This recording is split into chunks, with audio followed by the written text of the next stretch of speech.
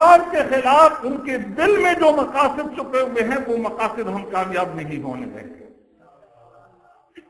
دوسرا سبق اور دوسری تعلیم جو آپ کو اس اجتماع سے حاصل کرنی ہے اور جا کر گھر گھر اس تعلیم کو پہنچانا ہے، وہ یہ کہ اگر خدا نہ خواستہ امارت اسلامی افغانستان کے استحکام کو اور امارت اسلامی افغانستان کے وجود کو کوئی قوت ختم کرنا چاہتی ہے تو علماء دیوبند کے یہ فرزند یہ انشاءاللہ ان کے راہ میں رکاوٹ ثابت ہوں گے اور کبھی بھی اس کی اجازت نہیں دیں گے کہ امارت اسلامی افغانستان کو نقصان پہنچایا جائے۔ نمبر 3، آپ یہ پیغام لے کر گھر گھر پہنچے کہ پاکستان کے اندر بلکہ پورے بر صغیر کے اندر اگر دین کی خدمت کرنے والے اداروں کی وجود کو ختم کیے جانے کی سوچ کسی بھی درجے میں اگر کسی حاکم کے ہاں موجود ہے، یہ سوچ موجود ہے کہ ہم بر صغیر سے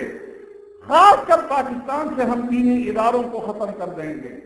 یہ سوچ اگر کسی کے دل میں موجود ہے تو وہ اپنی اس سوچ کو اور اپنی اس فکر کو ختم کر دے۔ جب تک علماء دیوبند کے یہ فرزند موجود ہے انشاءاللہ پاکستان کی دینی اداروں کی وجود کو کوئی ختم نہیں کر سکتا۔ آپ میری بات سنیں، چوتھا پیغام جو آپ دنیا کو دے اس کانفرنس کے حوالے سے وہ یہ کہ دنیا بھر میں مسلمانوں کی جتنی تنظیمیں ہیں دینی خدمت کے حوالے سے اور اللہ تبارک و تعالیٰ کی دین کے اعلاء اور اللہ کی دین کے غلبے کے حوالے سے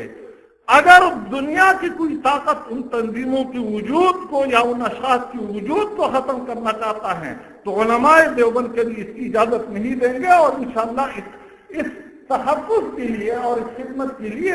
ہم شہادت کے درجے تک جانے کے لیے تیار ہیں۔ اللہ تبارک و تعالی ہم سب کو توفیق عطا فرمائے۔ وآخر دعوانا الحمدللہ۔